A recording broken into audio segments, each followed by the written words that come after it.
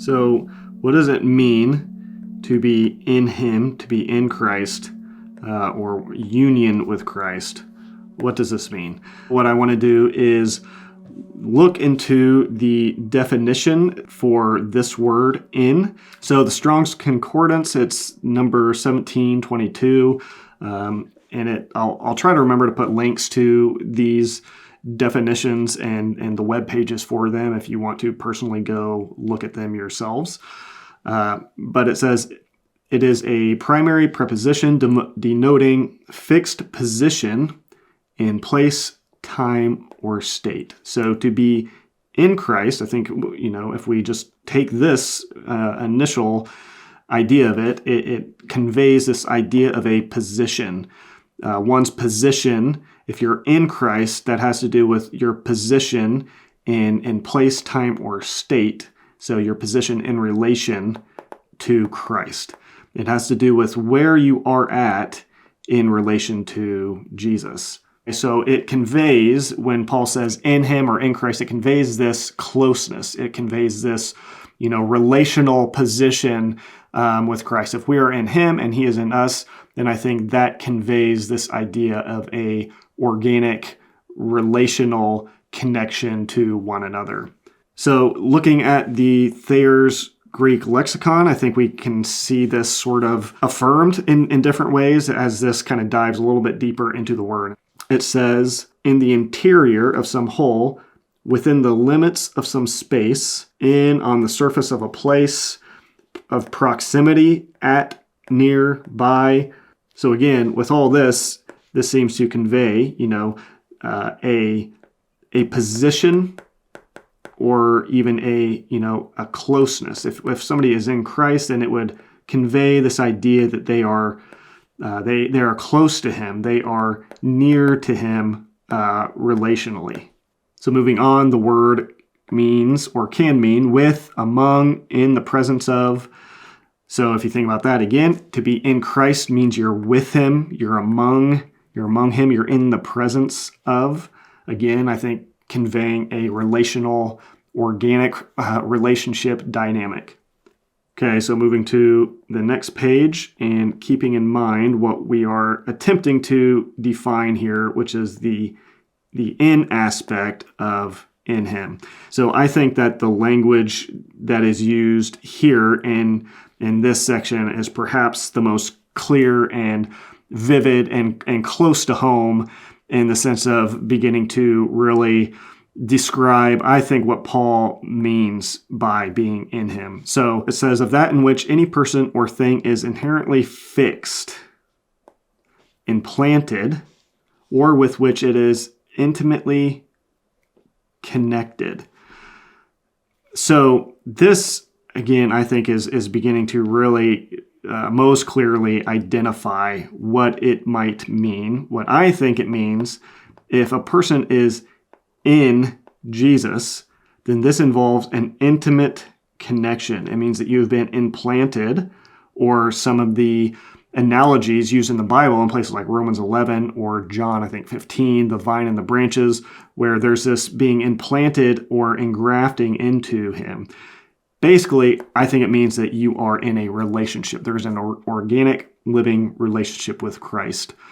There's a time where you were not in him, where you were not counted as being in Christ because you did not have that organic living relationship with him. And then there became a point where you got into him, where you came to be in Christ. And so this means that one went from not having a connection or relationship to having a connection and relationship with Jesus. So it says, of the whole in which a part inheres, of a person to whom, and this is really clear again too, of a person to whom another is wholly joined, and to whose power and influence he is subject. So considering this, again, this definition, which I think is very close to home, if one is in him, this means that you have been wholly joined to Christ. And it means you have become subject to his power and influence. So now, kind of taking into account some of the things we just read about the definition, And then thinking again about how Paul says that every spiritual blessing has been given to us in Christ. So if we think again of in Christ meaning intimate connection, being inherently fixed in, implanted, wholly joined, and whose power and influence he is subject. So I would say power and influence being every spiritual blessing. I think you can see that, Paul's kind of giving this idea that it is the power and blessing, every spiritual blessing that we get from God is dependent upon this being connected, or, the words implanted,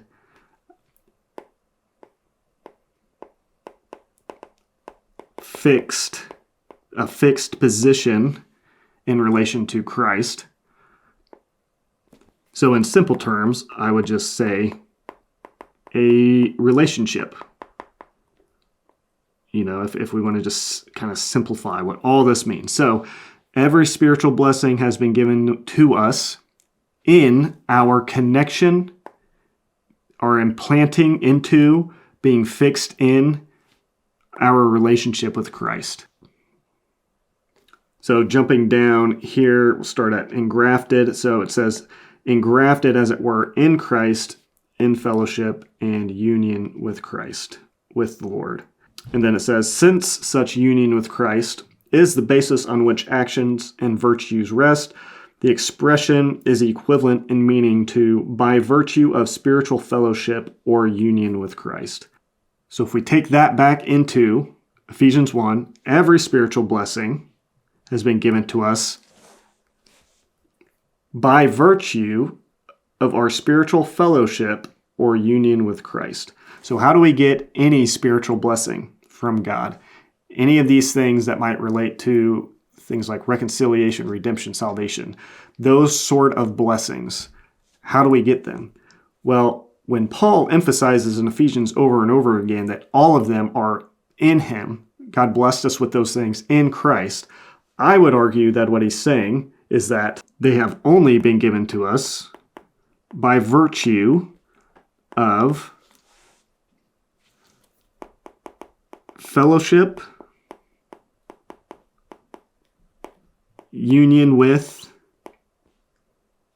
relationship with Christ. So this, I think, is, again, in saying that I think if you want to understand Paul, I would argue you need to understand this concept, because in Paul's mind, I believe that a Christian, in his mind, has everything he has, anything in relation to God and salvational sort of things, relational aspects, intimacy, closeness to the Father, reconciliation with him, all of these things, anything like that, anything in that realm of category of blessings.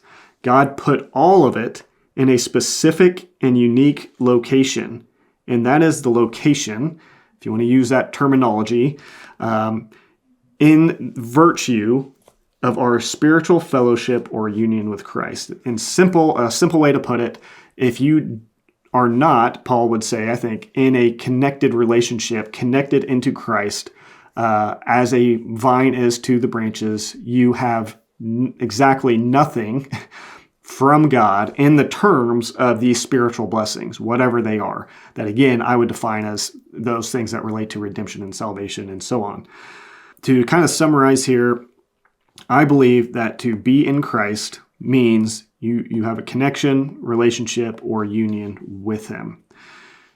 To be in Christ means you are near or by him in the interior of Christ. In Christ means you are with, among, in the presence of. So in Christ equals that which any person or thing is fixed, implanted, or intimately connected. And then lastly here, to be in Christ involves of a person to whom another is wholly joined. So to be in Christ, based on this, would mean that you are wholly joined to the person that you are in being Christ, and to whose power and influence he is subject. So if you're joined to this person, you're in him, then that means his power and influence are things you become subject to. And I think about Jesus saying, I am the vine, you are the branches. Abide in me. Apart from me, you can do nothing. So it is by our intimate connection to and grafting this into Christ, being with him relationally, that his power and influence are able to then flow through us. So to whose power and influence he is subject, so that the former may be likened to the place in which the latter lives and moves. And so there's not, I think, necessarily just one way to think about this. I would say the most helpful and probably, close to home, accurate way to think about it would be probably the vine and branches analogy. But, you can see within the definition, there's room, I guess, to think about it in terms of maybe you could say like a spiritual location. And so I think there are some nuances in how you can think about it. I think there are some helpful ways that we'll see here in a minute. I'll kind of talk about to think about it in a locational sort of way. Obviously not a literal, Jesus isn't a literal physical location where in some sense we are physically existing inside of him. I don't think that's the point, but again, I think it's helpful to maybe think about this in some scenarios, in some cases, in this way. Be likened to the place in which the latter lives and moves, so used in the writings of Paul and of John, particularly of intimate relationship with God or with Christ. And for the most part, involving contextually the idea of power and blessing resulting from that union. So the power and blessing are a result of being connected to Christ. So here then is my kind of summary statement about what I think, taking all these things into account, what it means to be in Christ. To be in Christ means we have become intimately connected to him in an organic and living relationship. As a result, what is true of Christ has become true of us. I think there's a big aspect here of identity, a person's new identity that they get by virtue of being connected to the Son of God. So that what is true of Christ becomes true of us. I think that's a huge part of being in Christ. And so Romans, if you want to do a little reading on that, Romans 6, 1 through 11, I think you kind of see some of that dynamic show up. And what belongs to Christ now belongs to us. So Romans 8:17 might be a place to look to for that. And I would obviously, of course, suggest looking through Ephesians, where you see this idea that to be in Christ means that the things that belong to him, what is his, now becomes ours. So it's kind of like this marriage, really marriage is, I think, one of the reasons why that analogy is used. And to be married to Christ, I think, would be one and the same, really, with being in Christ. In marriage, when you are joined together, what belongs to each one individually becomes the others. And so what is Christ, what are his accomplishments, what he owns, what he has received from the Father becomes the believers, inasmuch as they are in him. And then where Christ is, we also are. And so again, I think this kind of gets to this, there's a locational, in a sense, aspect to it. I used to kind of speak of it mostly in terms of location, and I've kind of backed off from doing so because I don't think that's necessarily the most accurate way to think about it. I do think it's helpful, but not the closest to home, I guess, way of thinking about it. But I do think, like places like Ephesians 2:6, you kind of see, maybe if you read that, you can kind of see what I'm talking about, where it talks about how we're seated in him. So to be in Christ is to be joined or grafted into him as a branch is into a tree, so that you become the recipient of all the life-giving benefits and nourishment of that tree. To be disconnected from that tree is to be disconnected from all the benefits and nourishment of that tree. To be disconnected from Christ is to be disconnected from all the life, nourishment, and benefits that God has placed in him. You can't have one without the other. So you can't have benefits from God without having the in him aspect being true of you.